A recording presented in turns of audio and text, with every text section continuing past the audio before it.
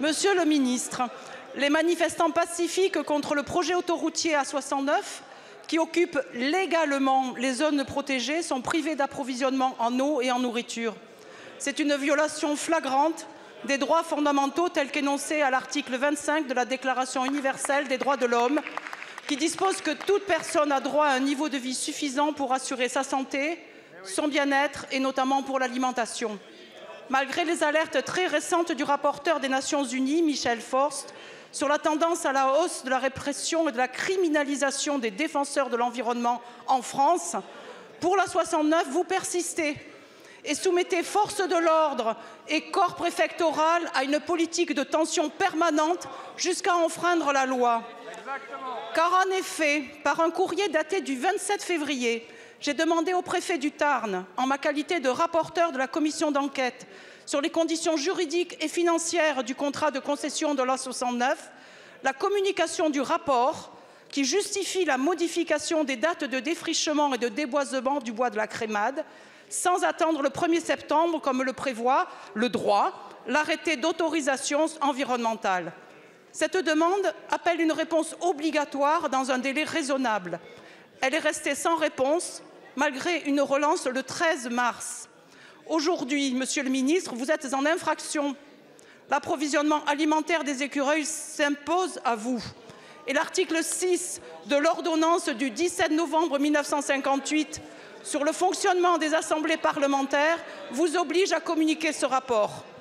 Ma question, Monsieur le ministre, si vous voulez bien l'entendre, vu le bruit qu'il y a dans cette pièce, quand allez-vous enfin vous mettre en conformité avec la loi? S'il vous plaît, s'il vous plaît. Je vous remercie. La parole est à Monsieur Gérald Darmanin, ministre de l'Intérieur et des Outre-mer. S'il vous plaît. Merci Madame la Présidente, Madame la députée. Que se passe-t-il entre le Tarn et la Haute-Garonne? Un projet vieux depuis 20 ans, qui est soutenu par tous les élus, y compris la présidente Delga, qui vise à désenclaver économiquement une partie du sud-ouest de la France. Tous les actes qui ont été contestés devant les tribunaux ont donné raison aux collectivités et à l'État, et tous les activistes que vous appelez écureuils, mais qui sont activistes, ont perdu les 21 recours qu'ils ont évoqués contre l'État.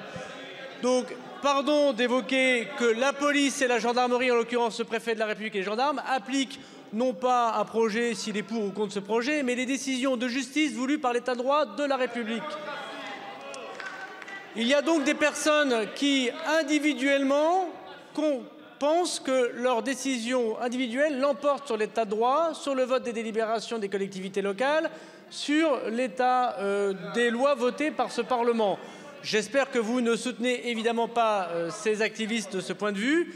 Nous sommes évidemment du côté de l'état de droit quand on applique des décisions de justice.